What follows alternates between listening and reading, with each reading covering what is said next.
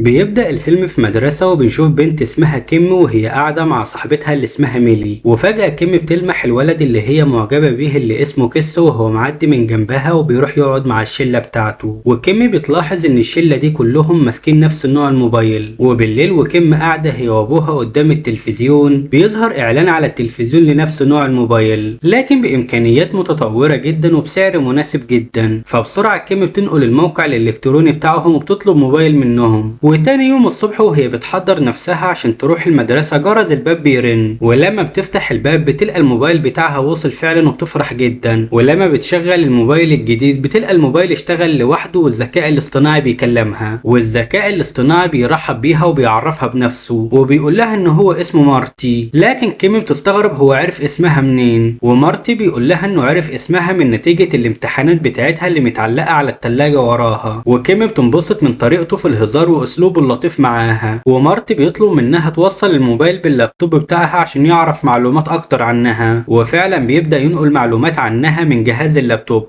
ومن ضمن المعلومات دي فيديو الكيم وهي لسه خالعة ضرسها تحت تأثير البنج. ومارتي بيقول لها ان الفيديو ظريف قوي ودمه خفيف، وبيقول لها اكيد انت ليكي اصحاب كتير قوي في المدرسة عشان دمك خفيف. فبتقول له لا انا ما عنديش غير صاحبة واحدة اسمها ميلي. فمارتي بيقول لها سيبي الموضوع ده عليا. وبعدين بتروح المدرسة فبتلقى كل زمايلها بيبصوا عليها وهما ماسكين الموبايلات وبيضحكوا عليها. فبتتفاجئ انهم بيتفرجوا على الفيديو بتاعها وهي تحت تأثير البنج. ومارتي بيقول لها ان هو اللي بعت لهم الفيديو لانه شايف ان عندها موهبة ولازم تشارك الموهبة دي مع اصحابها. فكيم بتتضايق جدا عشان هو عمل الموضوع ده من غير ما يرجع لها، لكن بتتفاجئ بالولد اللي هي معجبة بيه اللي اسمه كيس جاي هو والشلة بتاعته بيتعرفوا عليها، وكمان بيطلبوا منها انها تنضم للشلة بتاعتهم لانهم شافوا الفيديو بتاعها وشايفين ان دمها خفيف. وكيم بتوافق على طول وهي فرحانة جدا ومش مصدقة نفسها، وبتشكر مارتي لانه كان السبب انها انضمت لشلة كيس. وبعدين بتعدي الايام وكيم بتقرب من شلة كيس اكتر واكتر، ومارتي بيساعدها كمان انها تكون مشهورة اكتر في المدرسة، وبيجيب لها طلبات صداقة كتير على الفيسبوك من زمايلها في المدرسة. لكن صاحبتها ميلي بتلاحظ ان كيم بدأت تبعد عنها وانها عاطية كل وقتها لكيس وشلته ما بقتش تقعد معاها زي الاول. وفي يوم جات لها رسالة من كيم وبتقول لها انها ما بقتش مناسبة ليها دلوقتي، والحقيقة ان مارتي هو اللي بعت الرسالة دي مش كيم. ولما كيم راحت تقعد مع ميلي قالت لها جاية تكلميني ليه؟ ما رسالتك وصلت خلاص وبتسيبها وتمشي. وكيم مستغربة رسالة ايه دي اللي ميلي بتتكلم عليها، لكن مارتي بيقول لها سيبيها تمشي هي ما بقتش مناسبة لينا خلاص. وبيجي كيس عشان يطلب من كيم انها تروح معاه لحفلة الرقص، لكن مارتي بيبدأ يشتم في كيس وبيتريق عليه، وكيس مش عارف مين اللي بيتكلم. وكيم بتمشي بسرعة من قدامه عشان مش عارفة تشرح له، وبتروح تعاتب مارتي هو ليه عمل كده مع كيس. ومارتي بيقول لها عشان انت عايزة تخونيني وتروحي معاه لحفلة الرقص، والمفروض تخرجي معايا انا عشان انا اللي بحبك. وكيم بتبدأ تقلق منه ومارتي بيقول لها احنا خلاص هنفضل مع بعض العمر كله. فكيم بتقلق منه لما بتحس انه بدأ يتملكها، وبسرعة بتروح تطلب الشركة اللي هي اشترت منهم موبايل عشان تحكي لهم على اللي حصل. لكن فجأة صوت الموظفة اللي ردت عليها بيتحول لصوت مارتي، وبتلقى مارتي هو اللي بيكلمها بعد ما اخترق التليفون. فبتروح البيت بسرعة وبتسيب الموبايل في البيت عشان تبعده عنها، ومارتي عمال يحذرها ما تعملش كده. وبترجع تقعد مع اصحابها لكن مارتي بينتقم منها وبينشر صور محرجة جدا ليها على السوشيال ميديا. فبترجع للبيت بسرعة وبتمسك الموبايل وبتمسح الصور، وبتحاول تغرق الموبايل في المية لكنه بيطلع ضد المية. فبتحاول تكسره خالص بكل قوتها لكن بدون فايدة والموبايل بيطلع ضد الكسر. فبتحط الموبايل في ظرف عشان تبعته بالبريد لأبعد مكان ممكن، لكن بتسمع مارتي وهو بيضحك بصوت عالي. ولما بتسأله انت بتضحك ليه بيقول لها عشان هقدر انتقم منك من اي مكان في العالم، وزي ما صنعت شعبيتك في المدرسة وخليت كل زمايلك يحبوكي اقدر ادمر لك حياتك بكل سهولة. فكيمي بتخاف جدا منه بتستسلم للامر الواقع. وتاني يوم في المدرسة بتقول لكيس انها مش هتروح معاه لحفلة الرقص وانها مش عايزة تعرفه تاني، وطبعا هي عملت كده بامر من مارتي. وبتمشي وكيس مش فاهم هي عملت كده ليه.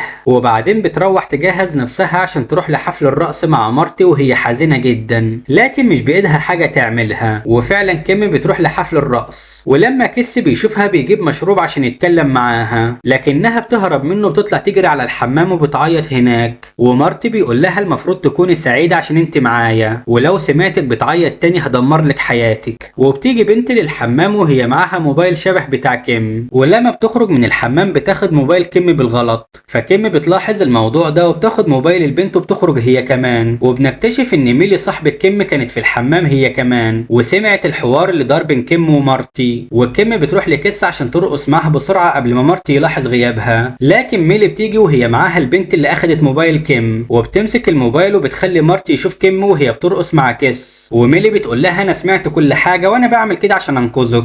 لكن مارتي بيقول لكيم انت بتخونيني وبترقصي مع حد غيري، وبيغضب جدا من اللي كيم عملته وبيبدا ينشر صور محرجة جدا لكل اصحابها بعد ما اخترق موبايلاتهم، واصحابها بيتضايقوا جدا لما بيلاقوا كيم اخترقت موبايلاتهم ونشرت صور محرجة ليهم على السوشيال ميديا، وكيم بتحس بالاحراج جدا وبتخرج بسرعة من المكان. ولما ميلي بتخرج وراها كيم بتقول لها انت ليه بتأذيني كده، وميلي بتقول لها انا مش بأذيكي، انا عملت كده عشان احميكي منه، هو خلاص بعد كده مش هيكون له سلطة عليكي ومش هيعرف يعمل حاجة اكتر من اللي هو عملها. وفعلا مارتي بيعتذر لكيم وبيقول لها انا اسف انا بلغت في رد فعلي، سامحيني وانا هصلح كل حاجة انا بوظتها. لكن كيم بتبص للرصيف الخرساني اللي لسه مرصوف جديد وبتجيلها فكرة وبتدفن الموبايل في الاسمنت عشان تتخلص منه للابد. وبتعدي فترة وكيم بترجع لحياتها الطبيعية تاني، ومارتي زي ما هو مدفون في الاسمنت تحت الرصيف. وبيخلص الفيلم. لو عجبكم الفيلم ما تنسوش تشتركوا في القناة وتدوسوا لايك وتفعلوا زر الجرس عشان يوصل لكم كل جديد. والسلام عليكم ورحمة الله وبركاته.